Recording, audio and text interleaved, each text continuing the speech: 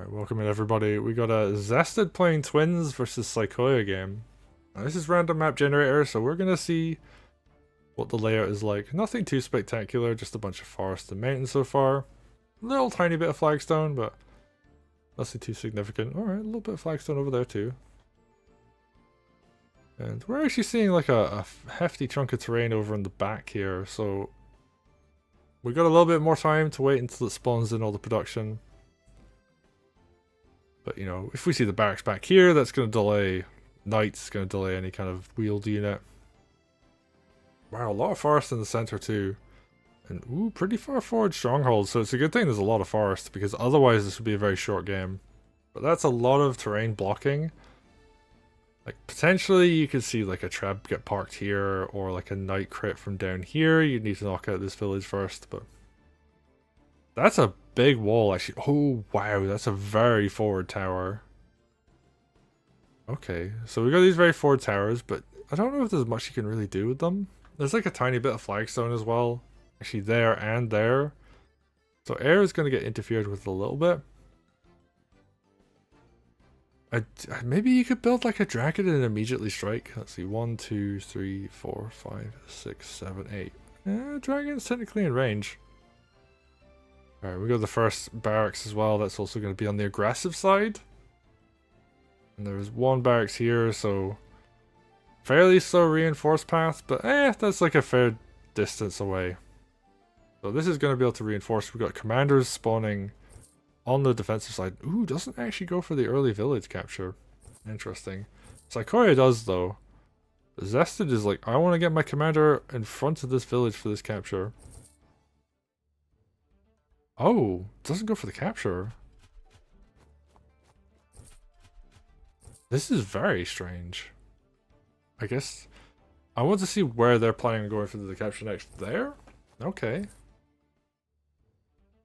Interesting. I guess this means they can heal off this village here.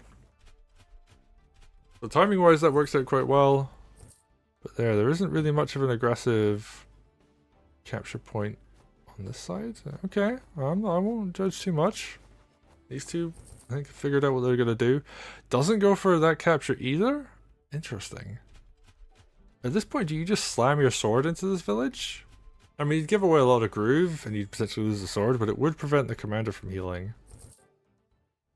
Because right now, this is going to heal potentially this tile in the front, and then sword crit on this village. Oh no! Damn, I'm just getting every prediction wrong today. Okay. Big heal comes in, that is almost a full health commander, and it's probably going to be able to knock down that village by itself next turn. Speaking of which, Saykoya knocks down the village of their own. We got Tenri actually, so Tenri I think is actually a reasonable option on this map. Because she is very flexible, she can do quite a lot, she can pick off heavy hitter units. So if your opponent has a trebuchet, or if you have a trebuchet, you can do some really cool work with it.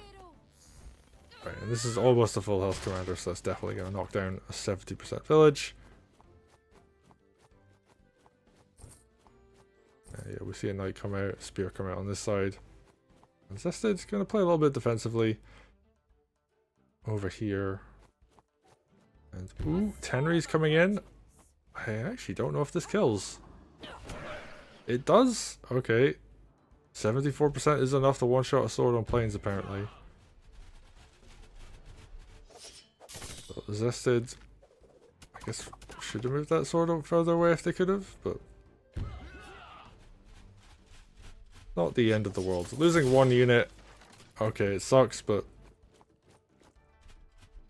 you can recover from that.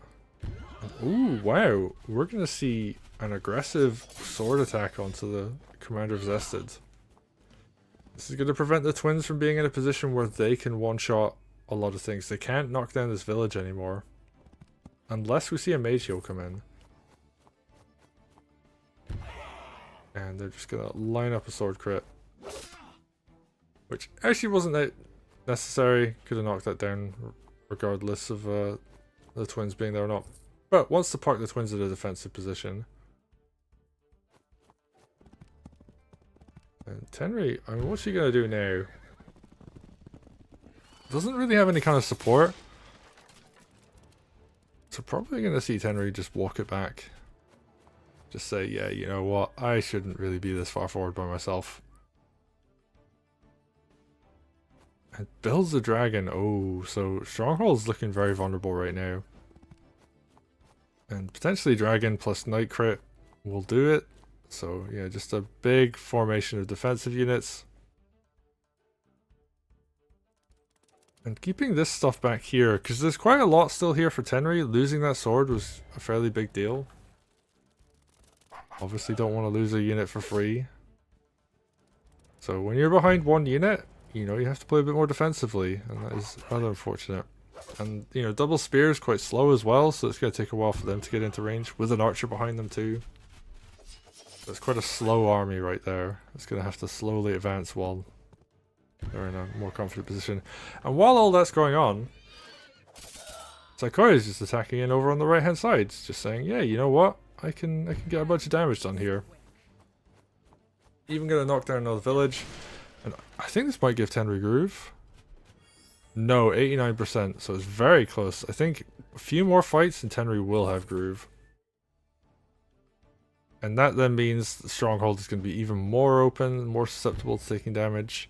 Twins come in and are just like, yeah, I need to do something about Tenri. And actually doing this means Tenri is going to build a little bit of groove. Wasn't 89%, now 92%.